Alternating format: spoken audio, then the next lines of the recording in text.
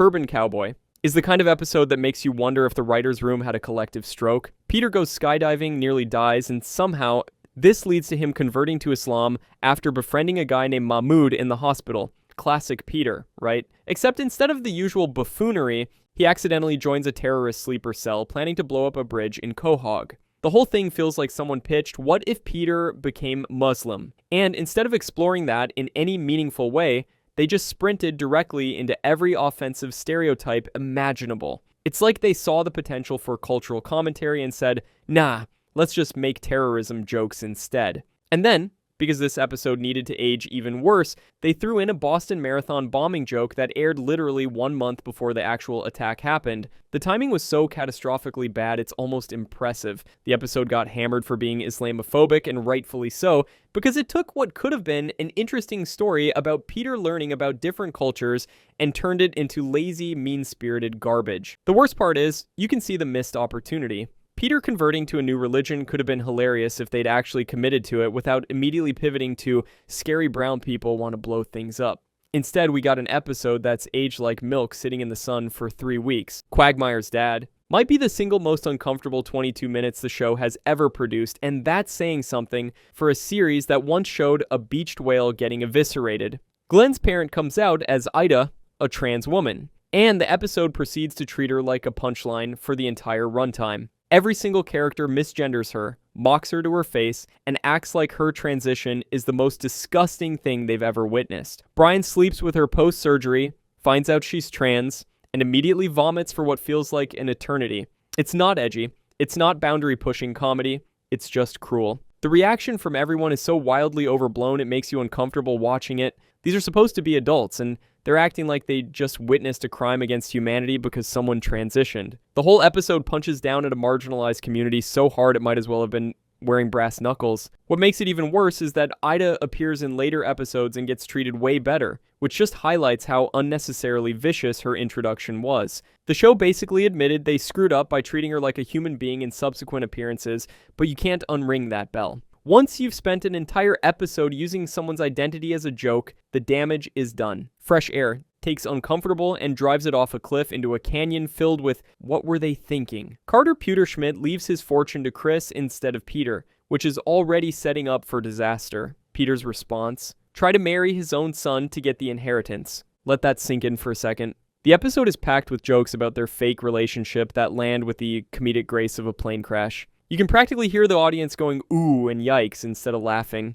But wait, it gets worse. The episode also includes a subplot where Carter gives his grandson a handjob. Yes, you read that correctly. Someone in the writer's room pitched that, someone else approved it, and a whole team of people animated it. The chill you feel down your spine isn't just disgust, it's your brain actively trying to escape your skull to get away from this mess. The whole thing is motivated by Peter's greed reaching cartoonishly evil levels, but unlike his usual schemes, this one crosses so many lines, you'd need a map to find your way back to decency. It's not funny uncomfortable, it's just plain uncomfortable. There's a reason this episode gets brought up whenever anyone talks about Family Guy's worst moments. Hey, by the way, I'm posting pretty consistently here, so it would mean a lot if you could subscribe to the channel and drop a like for the algorithm. Herpes, the love sore, manages to make you need a shower just from talking about it. Brian and Stewie decide to become blood brothers, which sounds wholesome until you remember this is Family Guy.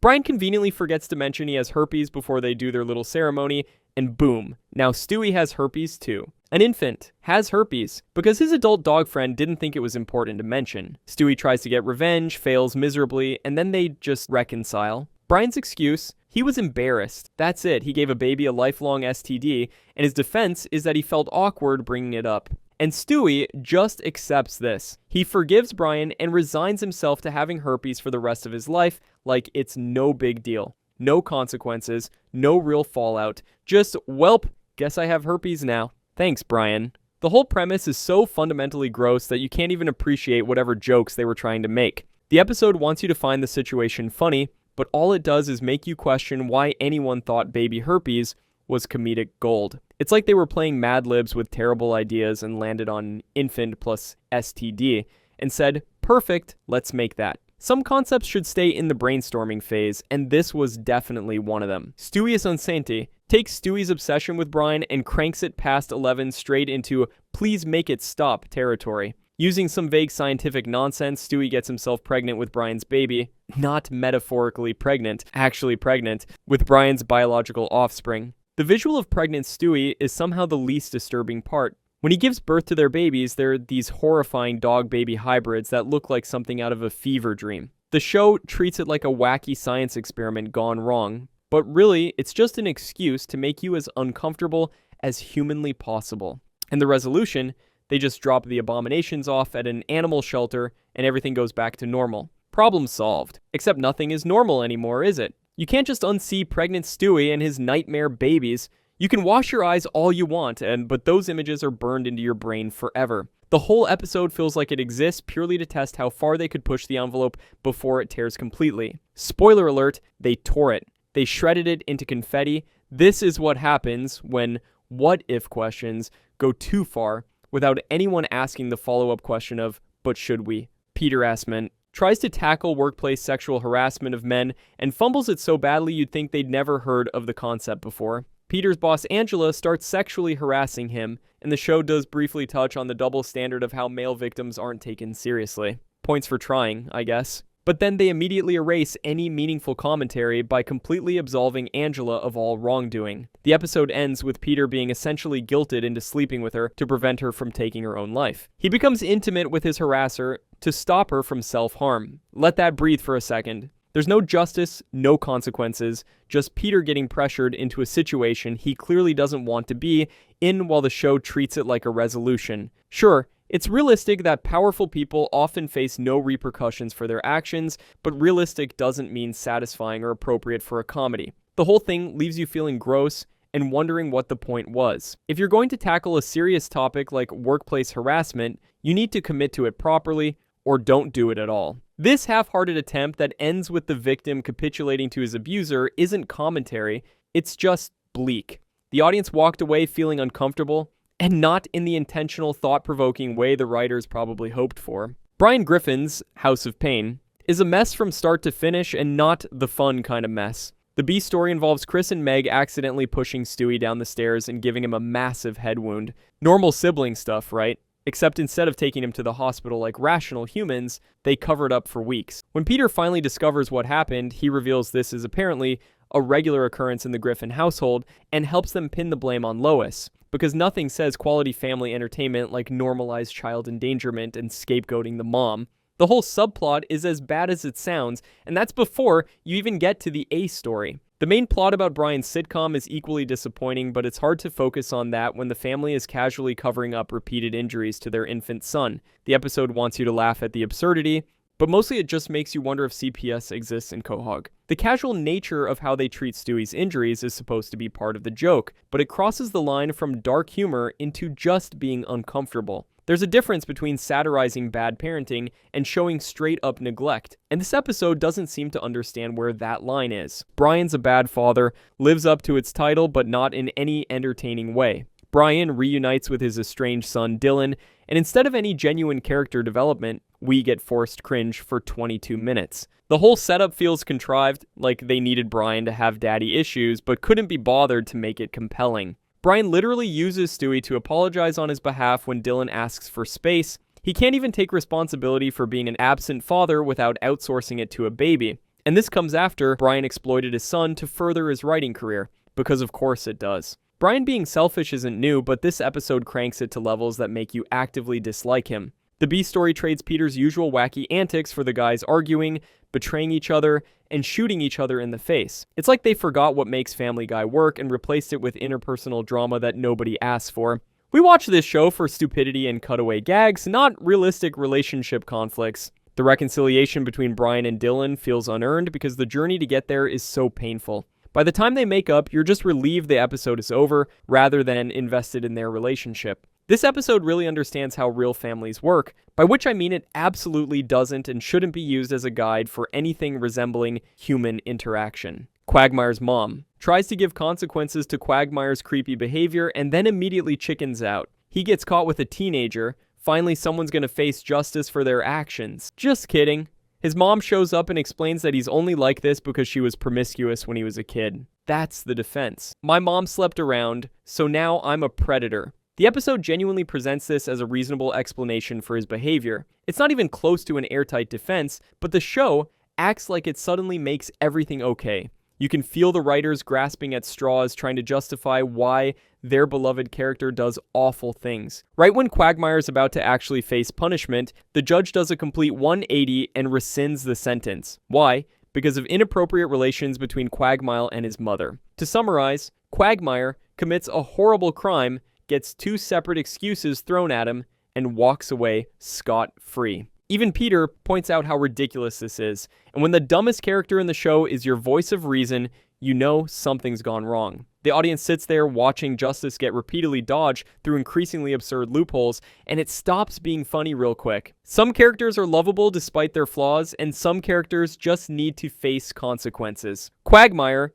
is firmly in the second category. Seahorse Seashell Party is a bottle episode that mistakes drama for comedy and misery for entertainment. The family eats some bad seafood, starts tripping, and Meg finally stands up for herself against her family's constant emotional abuse. For a moment, it looks like character growth might actually stick. But then Meg decides to go back to being the family punching bag because apparently they need her to absorb all their dysfunction. She literally chooses to be their martyr, accepting that her role is to be mistreated so everyone else can function. The episode frames this as noble instead of deeply sad. Family Guy loves taboo jokes and controversial angles, but this ending essentially tells people in toxic relationships to stay there for the good of the group. That's not edgy humor. That's just a terrible message. You can't spend an entire episode showing how awful the Griffins are to Meg and then resolve it with, actually, this is good and necessary. The whole thing is heavier on drama than comedy, which would be fine if the drama led somewhere meaningful. Instead, it reinforces the status quo in the worst possible way. Meg's moment of empowerment gets walked back, the family learns nothing, and we're supposed to find this funny somehow. It's a doozy of an episode that draws from the worst impulses of every other entry on this list. Con heiress is what happens when a show stretches a single joke past its breaking point and then keeps going anyway. Brian, Stewie, and Quagmire compete for the inheritance of an elderly woman whose name is so absurdly long it takes almost a minute to say. The first time, it's mildly amusing. The second time, you're checking your watch. By the third and fourth times, you're wondering if this is some kind of endurance test. The payoff for sitting through this name multiple times, absolutely minimal. It's the comedy equivalent of being promised a feast and getting a stale cracker. The joke wasn't that funny to begin with, and repetition doesn't make it better. It just makes you realize how little else is happening in the episode. The subplot somehow manages to be worse. Peter and Chris fight for Herbert's attention after the old man mistakes Peter for another teenager. Between that creepy premise and Herbert's unnecessary musical number, it's clear they were just trying to fill time until they hit their runtime requirement. You've got a draining main plot about inheritance drama that goes nowhere, and a B story about an elderly predator that nobody wanted to see. The whole episode feels like they had half an idea, couldn't figure out how to flesh it out properly, and just repeated the same bits until they hit 22 minutes. It's lazy, writing disguised as quirky humor. You Can't Handle the Booth takes a big swing at meta humor and completely whiffs. The entire episode is structured as Peter and Lois recording DVD commentary for a fake episode, which sounds interesting in theory. In practice, it's 20 minutes of listening to them fight about past relationships and pay disparities without seeing any actual action. The problem is, Peter and Lois have relationship-ending arguments basically every week. They've threatened divorce more times than most people change their oil. So when they start revealing past partners and getting into it, during commentary, it's hard to care because you know it won't matter by next episode.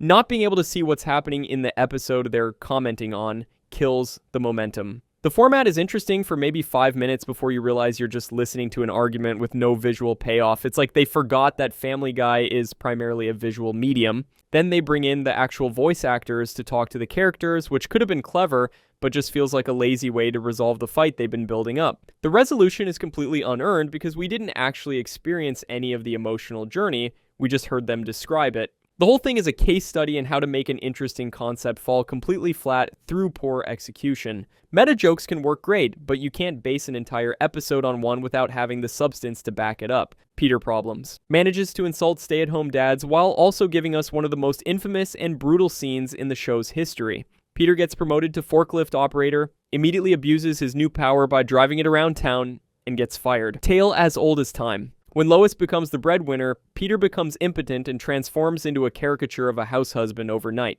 Complete personality change, sudden incompetence, the whole 9 yards. The episode portrays stay-at-home fathers as weak and pathetic, which didn't sit well with, actual stay-at-home dads who aren't cartoon idiots. But the real reason this episode gets remembered is the beached whale scene. Peter tries to use his forklift to help a whale that's washed up on shore, and instead of successfully moving it, he just eviscerates it completely. The scene is so brutal and graphic that it stands out even for Family Guy standards. The whale scene becomes the defining moment of the episode, overshadowing the weak story about gender roles and Peter's fragile masculinity. It's memorable for all the wrong reasons. You remember the gore and violence, not anything actually funny or meaningful about the plot. The whole thing feels like they wanted to make a statement about changing family dynamics but couldn't commit to it seriously, so they just made Peter incompetent and threw in a shocking whale death to distract from the fact that the story doesn't work. April in Quahog takes everything we thought we knew about Peter and lights it on fire. Sure,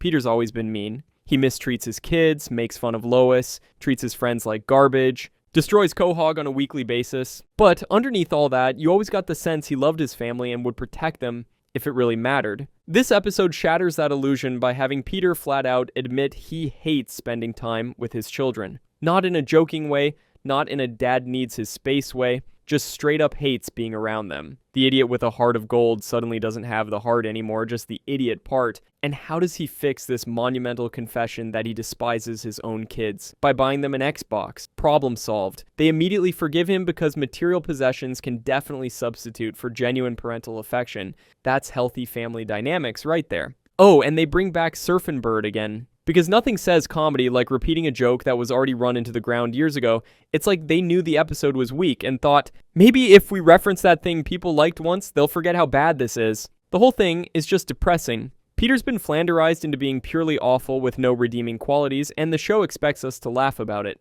There's a difference between a lovable jerk and just a jerk, and this episode firmly pushes Peter into the second category. Excellence in broadcasting is where Brian's character completely falls apart and never recovers. For the first few seasons, Brian was consistently liberal and progressive. He fought for marriage equality, marijuana legalization, had actual principles. Fans respected that he stuck to his beliefs even when other characters didn't. Then Rush Limbaugh visits Quahog. Brian shows up planning to heckle him, which tracks perfectly with his established character, but instead of staying true to himself, he becomes a fan. Not gradually, not with any real character development, just boom, instant conservative. What makes it even worse is that Brian doesn't just change his political views, he blindly agrees with everything Limbaugh says. No critical thinking, no questioning, just pure contrarianism. He even sings about how great being a Republican is, which is so wildly out of character, it's like watching a completely different person. This episode marked a turning point for Brian's character.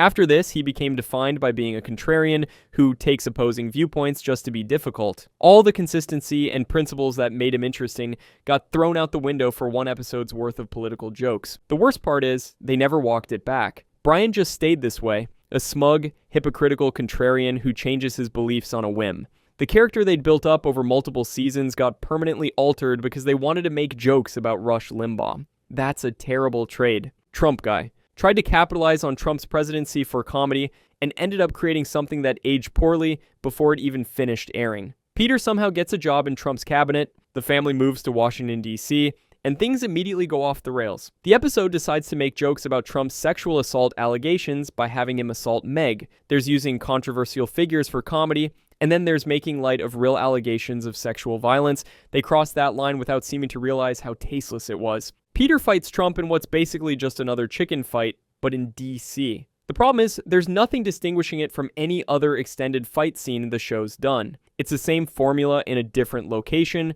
except now, it involves a sitting president instead of a giant chicken. The novelty wears off in about 30 seconds. The whole episode feels like they wanted to make a statement about Trump, but couldn't figure out what that statement should be. So instead of meaningful satire, we get Meg getting assaulted for a joke and a recycled fight scene. It's ambitious in concept, but completely fails in execution. Using real political figures can work great in animation. South Park's made a career out of it. But you need to have a point beyond this person is controversial, so let's put them in an episode. This just felt like they were checking a box rather than saying anything meaningful. The 2,000-year-old virgin brings Jesus back as a manipulative creep who uses his divine status to sleep with married women. He convinces Peter that Lois is the only woman good enough for the Son of God, and Peter reluctantly agrees to let them be together because you can't really say no to Jesus. The twist is that Jesus does this annually. He's got a whole routine where he finds a new couple, manipulates them into letting him sleep with the wife, and then moves on to the next target.